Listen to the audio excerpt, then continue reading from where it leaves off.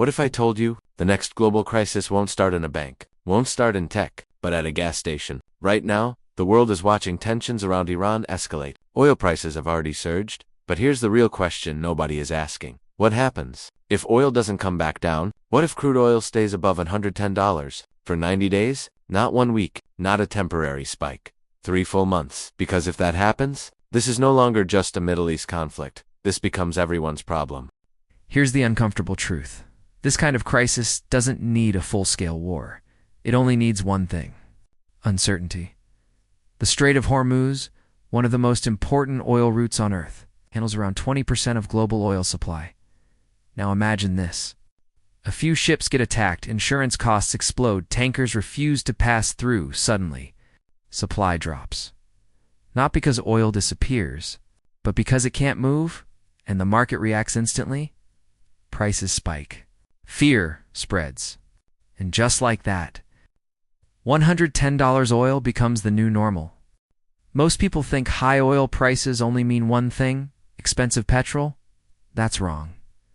Oil is not just fuel. It's the backbone of the entire economy.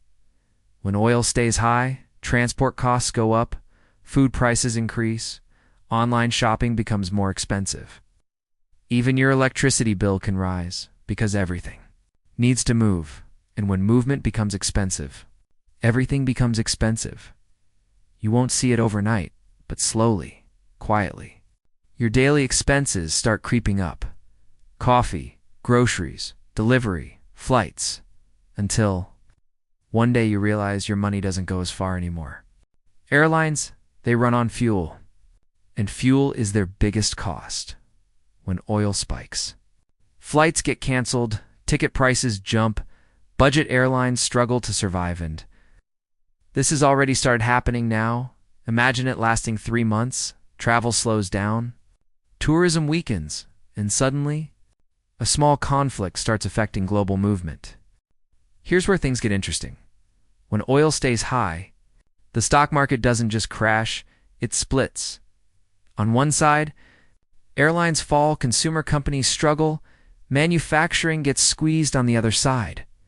Oil companies make massive profits, energy stocks surge, defense companies rise, so you get a strange situation. The economy feels worse, but parts of the market are booming. It creates confusion because it doesn't look like a crisis at first, but underneath, pressure is building. Now here's the part most people ignore. Countries like the US or Europe will feel pain, but they can handle it. The real damage happens somewhere else. Countries that depend heavily on imported oil, places where currency is weaker, government subsidies are limited, people are already struggling with cost of living for them. $110 oil is not just inflation, it's instability. Transport becomes expensive. Food prices rise, and governments are forced to spend more money to keep things under control. This is how economic stress slowly turns into social tension. Now here's the most dangerous part. If oil stays above $110 for 3 months, central banks face a problem. They want to lower interest rates to support the economy, but they can't, because high oil equals high inflation, so they are stuck. And this creates a situation we haven't seen in a while. Slow economic growth, high living costs, no easy solution. This is the kind of environment where confidence drops, spending slows, and cracks begin to appear. Not suddenly, but gradually. And here's the most uncomfortable truth of all. Iran doesn't need to win a war to create this outcome. It doesn't need to defeat the US. It doesn't need to dominate the region. It only needs to do one thing: keep the world uncertain long enough.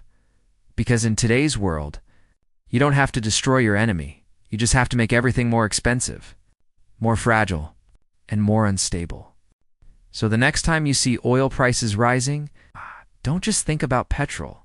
Think about this. What if it doesn't come down? Because if $110 oil becomes the new normal, the real crisis won't start on the battlefield. It will start in your everyday life.